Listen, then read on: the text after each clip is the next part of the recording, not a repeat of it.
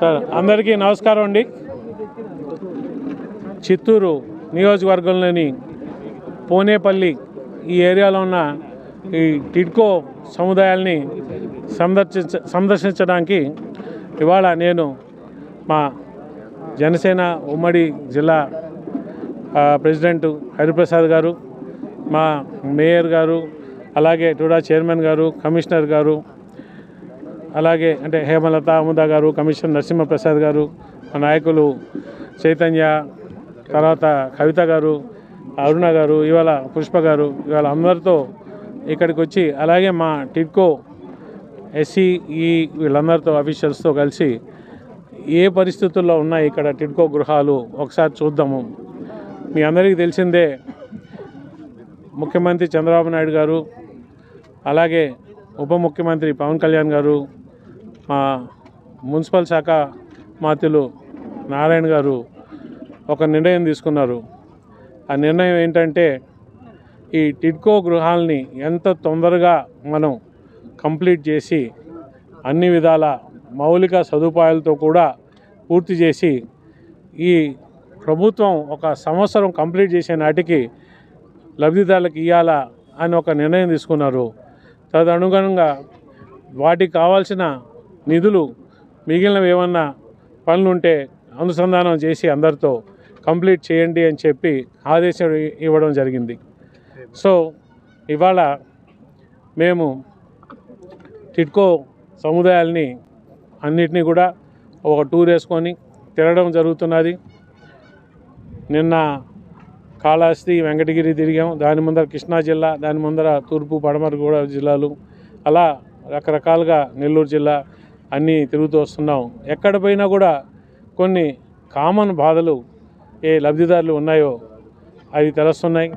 ముఖ్యంగా ఏంటంటే, సార్ మా దగ్గర మాకు అలొకేట్ చేశారు, ఇల్లు మాకు ఇంకా ఇవ్వలేదు, మా దగ్గర డబ్బులు తీసుకున్నారు, మాకు ఇల్లు ఇస్తున్నారో లేదో చెప్పట్లేదు, మేము మీ వల్ల రుణాల బారి పడ్డాం, మమ్మల్ని బ్యాంకులు తరుముకుంటున్నారు, మీరు పే చేయండి అని చెప్పి మేము ప్రభుత్వానికి డబ్బులు కట్టి మా పేరు మీద మీరు రుణం తీసుకొని మాకు ఇల్లు ఇవ్వకుండా ఇవాళ బ్యాంకులు మా చుట్టూ తిరుగుతూ మమ్మల్ని బెదిరిస్తూ మీ సిబిల్ పాడు చేస్తాము అని చెప్పి చేస్తుంటే మేము ఎక్కడికి పోవాలా అని చెప్పడం, అలాగే ఎక్కడైతే ఆక్యుపెన్సీ ఉందో అక్కడ ఈ స్ట్రీట్ లైట్ సమస్యలని, జంగిల్ క్లియరెన్స్లని, లా అండ్ ఆర్డర్ ప్రాబ్లమ్స్ అని, ఇవాళ ఇటువంటి రకరకాల ప్రాబ్లమ్స్ మేము తెలుసుకోవడం జరుగుతున్నది.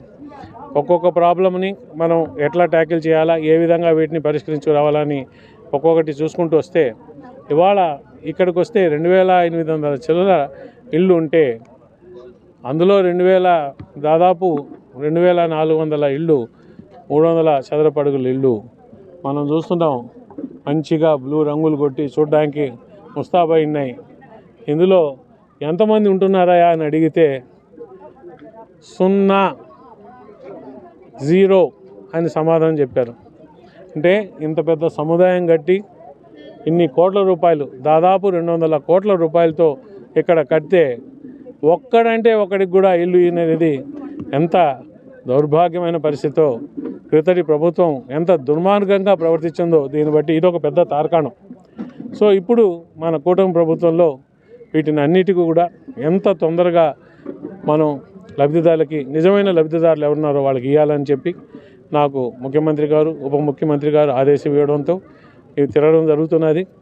ఇక్కడ ఇల్లు ఏ స్టేజ్లో ఉన్నాయి, మిగిలిన ఇన్ఫ్రాస్ట్రక్చర్ అయితే రోడ్లు అయితేమి, తాగునీరు అయితేమి, డ్రైనేజ్, మెయిన్గా ఇక్కడ ఎస్టీపీ ప్లాంట్స్, ప్రతి ఒక్క టిడ్కో సముదాయంలో ఎస్టీపీ ప్లాంట్స్ ఉంటాయి. అవి ఎంత దూరం, ఎందుకంటే డ్రైనేజీకి ఇక్కడ మనం దూరంగా ఉంటాం కాబట్టి ఎక్కడెక్కడ డ్రైనేజ్ ట్రీట్మెంట్కి ఎస్టీపీ ప్లాంట్స్ కన్స్ట్రక్ట్ చేస్తున్నారు, అవి ఎంత వరకు వచ్చాయి, ఎటువంటి ఇన్ఫ్రా పనులు ఏమున్నాయి, అలాగే మిగిలిన అదర్ ఏమేమి ఉన్నాయి, ఇల్లు ఎంత దూరం వచ్చాయి, ఇవన్నీ ఒక అంచనా వేసుకొని ఒక ప్రణాళిక రూపొందించి ఎట్టి పరిస్థితుల్లో ఈ 2025 సంవత్సరం ముగిసే లోపల ఈ ఇళ్ళన్నీ కూడా లబ్ధిదారులకి అప్పచెప్పి వాళ్ళని ఇంట్లోకి వచ్చేటట్టు చూసి మంచి పండగ వాతావరణంలో వచ్చే సంక్రాంతి ఇక్కడ పెద్ద పండగ చేసుకోవాలని ఆ విధంగా మేము ప్రణాళిక రూపొందించుకొని ఆ విధంగా ఇక్కడున్న మున్సిపల్ అఫీషియల్స్ అయితేమి, టిడ్కో అఫీషియల్స్ అయితేమి అందరినీ కూడా నేను ఆ విధంగా పనిచేయాలని చెప్పి కోరుకుంటూ